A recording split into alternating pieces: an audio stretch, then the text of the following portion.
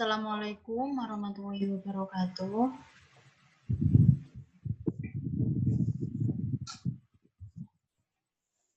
Kami dari kelompok 10 akan mereview praktikum yang kedua, yaitu kromatografi lapis tipis nitrasi fenol, yang beranggotakan saya sendiri, Nia Indrayani, dan kedua teman saya, yaitu Septina Inayatul Fajri dan Mas Iqbal Khairul Mutakin. Bisa dilanjut, Mas Iqbal? Untuk tujuan praktikum sendiri yaitu, yang pertama, untuk memahami prinsip dasar kromatografi lapis tipis KLT. Yang kedua, untuk memahami pengaruh substituen terhadap substitusi elektrofilik pada senyawa aromatik. Lanjut, Mas Iqbal. Untuk dasar teori sendiri yaitu, pengertian dari kromatografi adalah suatu teknik pemisahan fisik di mana komponen-komponen yang dipisahkan didistribusikan di antara dua fasa, di mana salah satu fasa tersebut adalah suatu lapisan stasioner dengan permukaan yang luas. Yang lainnya sebagai fluida yang mengalir lembut di sepanjang landasan stasioner. Pemisahan dengan teknik kromatografi didasarkan pada distribusi komponen zat yang dianalisa analit antara dua fasa, yaitu fasa gerak dan fasa diam, yang mana pemisahan komponen terjadi secara diferensial yang di bawah fasa gerak melewati fasa diam.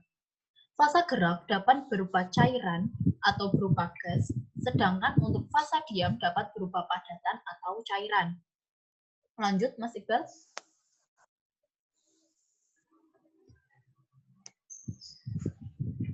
Pemilihan teknik kromatografi dalam pemisahan senyawa didasarkan pada sifat kelarutan dari senyawa yang akan dipisahkan.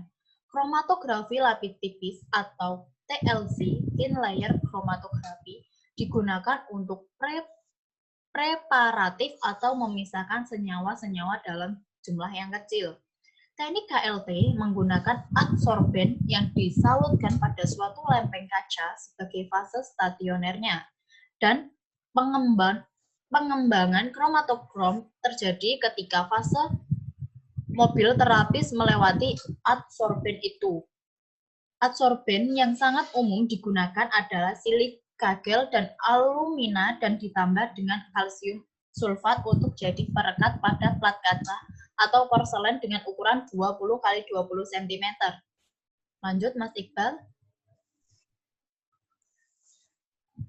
Oke, untuk selanjutnya akan dijelaskan oleh Saudari Iqbal Khairul Mutakin.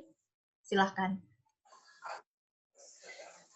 Baik, terima kasih atas waktunya. Yang pertama yaitu alat dan bahan.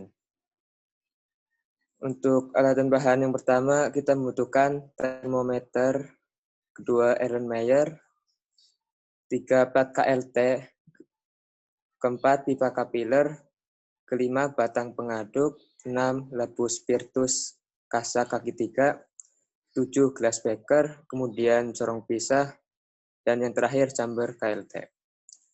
Adapun untuk bahannya, kita membutuhkan yang pertama asam nitrat pekat, yang kedua asam sulfat pekat, kemudian metilen klorida, kemudian natrium sulfat, yang kelima iod, yang keenam fenol, 7 benzen, 8 aquades, dan yang terakhir air es.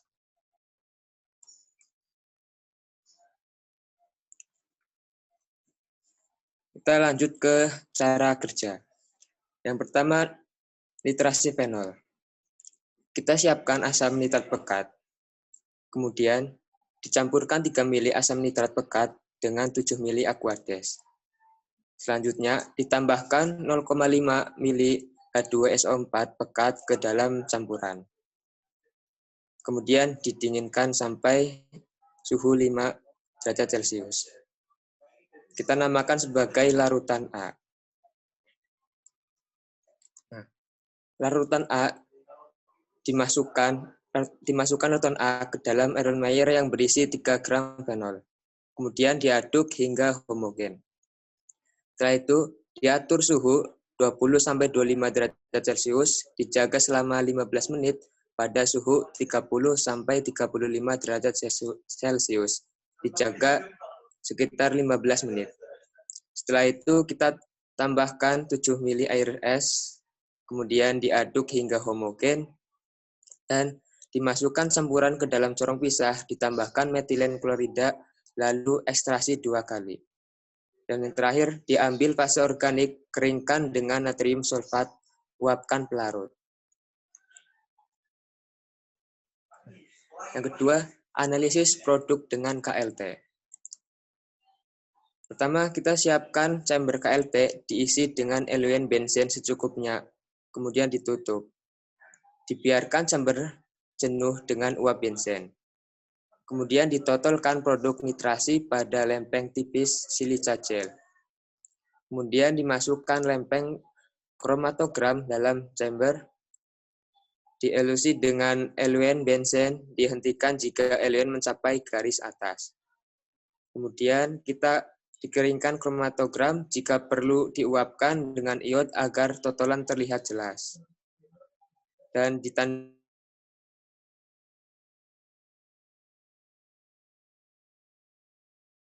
RF masing-masing noda. Berikut hasil pengamatan dan analisis data.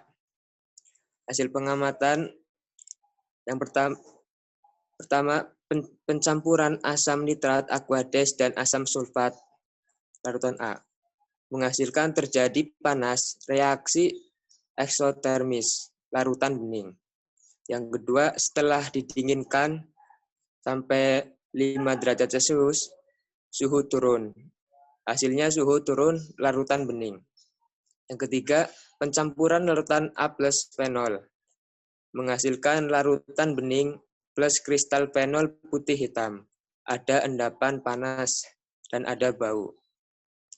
Yang keempat, setelah suhu dijaga 20-25 derajat Celcius selama kurang lebih 15 menit, menghasilkan suhu turun, warna tetap hitam, fenol larut dalam larutan A. Yang kelima, setelah suhu dijaga 30-35 derajat Celcius selama 15 menit,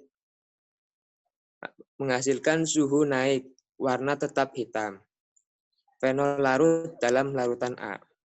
Dan yang keenam, setelah penambahan air es, larutan menjadi dingin, warna tetap hitam dan kental. Yang ketujuh, setelah ekstraksi dengan corong pisah, terbentuk 2 lapisan, lapisan coklat atas dan hitam di bawah. Yang kedua, analisis produk dengan KLT. Yang pertama, berapa noda yang tampak setelah diuapi iod? Jawabannya yaitu 2 noda, yaitu noda oranye dan coklat. Pertanyaan yang kedua, berapa harga RF masing-masing? Harga RF untuk noda oranye yaitu 0,2875 dan noda coklat 0,8000. Berikut analisis data. Rumus untuk menghitung RF yaitu RF sama dengan jarak yang ditempuh solut per jarak yang ditempuh eluen sampai tanda batas.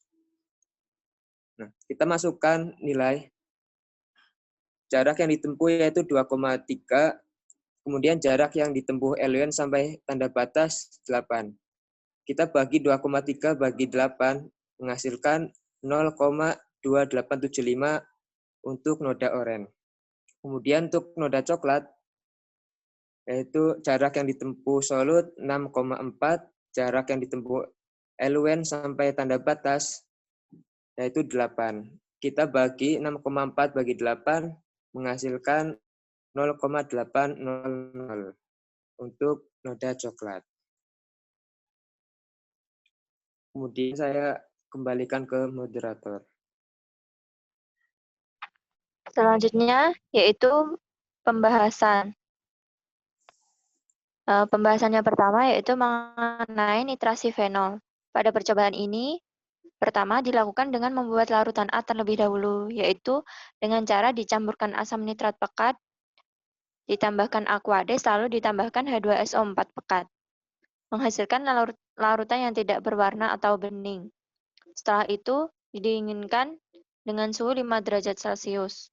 Tujuan pendinginan ini yaitu untuk menjaga tingkat keasaman dalam larutan dan menjaga H2SO4 tetap menjadi katalis. Setelah terbentuk larutan A, kemudian ditambahkan fenol, berubah menjadi hitam dan timbul bau yang menyengat. Pada percobaan ini dilakukan dengan mengubah suhu sebanyak 2 kali, yaitu diturunkan pada suhu 20 hingga 25 derajat Celcius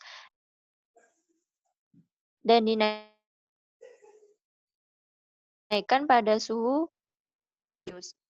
Tujuan dari dapat terbakar sempurna pada suhu tinggi. Pada penurunan suhu tersebut, warna larutan menjadi hitam dan fenol larut dalam larutan A, dan begitu pula apabila suhu dinaikkan.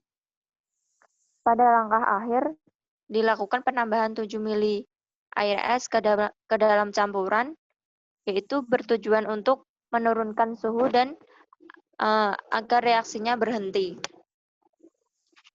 Kemudian, hasil pembuatan larutan A diekstraksi dengan metilen klorida menggunakan corong pisah. Kemudian, hasil dari ekstraksi yaitu terbentuknya 2 lapisan. Lapisan pertama berwarna merah kecoklatan, dan lapisan kedua atau lapisan yang bawah berwarna hitam. Lapisan tersebut terbentuk karena adanya perubahan massa jenis dari zat tersebut.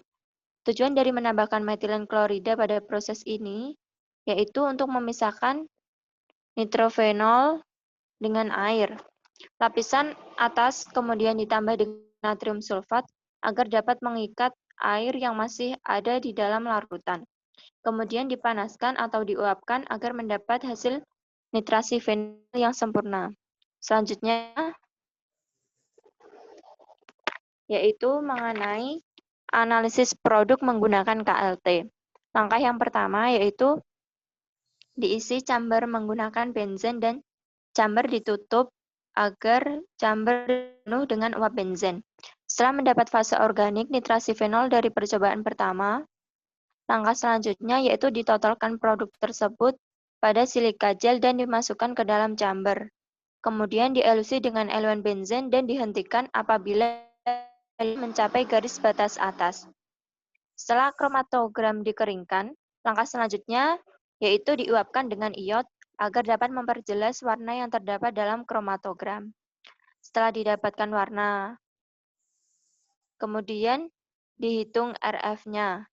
Dari percobaan tersebut didapatkan harga RF yaitu sebesar 0,2875 pada noda berwarna oranye dan 0,8000 pada noda berwarna coklat. Lanjut, Mas. Kemudian kesimpulan dari praktikum ini yang kedua yaitu prinsip dasar KLT kromatografi lapis tipis, yaitu distribusi komponen sampel antara dua fase yang berbeda berdasarkan kecepatan perpindahan dari masing-masing komponen, yaitu fase diam dan gerak. Lempeng tipis silika gel berperan sebagai fase diam dan eluan benzen berperan sebagai fase gerak. Kemudian yang kedua yaitu senyawa aromatik adalah reaksi substitusi aromatik elektrofilik yang digambarkan sebagai E+ yang akan bereaksi dengan cincin aromatik dengan menggantikan satu atom hidrogen. Senyawa aromatik dapat bereaksi dengan halogen, nitrat, sulfonat, alkil, dan aril. Kemudian, apabila ada yang ingin ditanyakan, nanti bisa ditanyakan di classroom.